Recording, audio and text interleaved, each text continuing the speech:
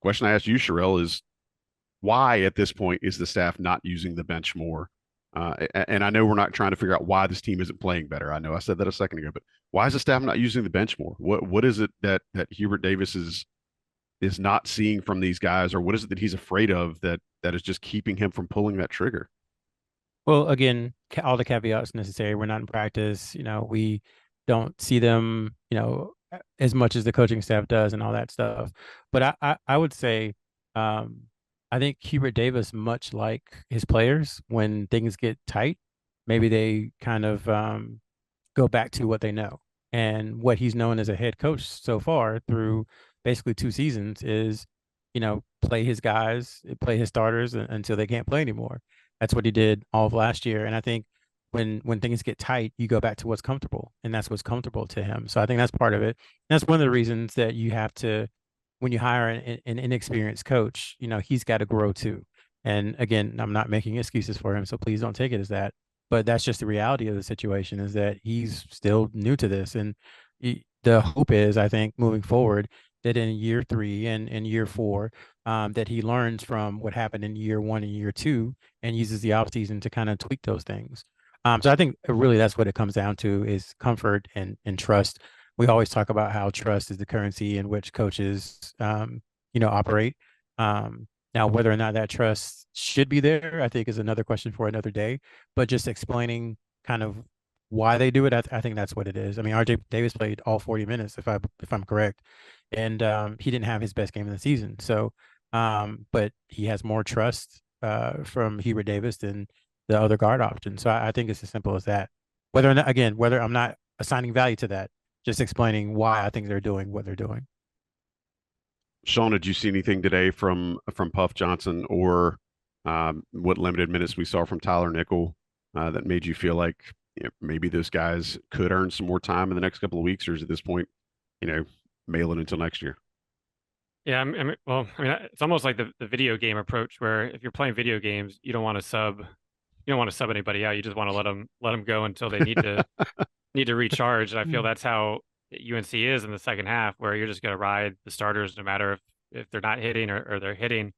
Tyler Nickel, I like to see him get in early. He didn't get any shot attempts and uh, didn't I'd say impact the game, but once again, I do like how he plays from a basketball IQ perspective and moving the ball.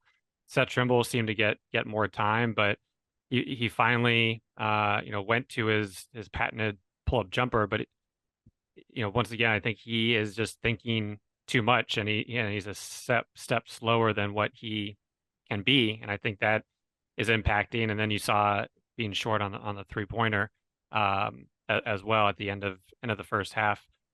Puff, I think is the really the only one that Coach Davis has confidence in. I thought he came in and played well. There were a few times where it looked like he wasn't exactly sure on the play or where to be in the first half, and that caused I think they scored on one of them, but that did cause them to slow up on those possessions. So that's a little concerning at this point in time that you're not everybody's not in sync and operating as quickly and efficiently as possible. But he makes things happen. He's not perfect, but I do like him, and he does make things happen. And he has been a little more productive than Pete Nance.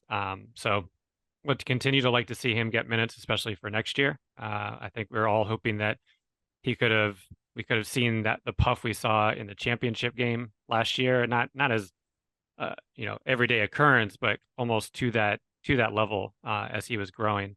And then Jalen Washington, didn't play. I think we all saw what he was capable of in UVA. Obviously, has some defensive issues and strength issues to work through, but he needs playing time. I think for next year, and he offers that wingspan that maybe that could have been, that could have been a little bit more of a deterrent on DJ Burns, even though he's going to back him down. At least he has to deal with that longer wingspan versus what we're seeing today.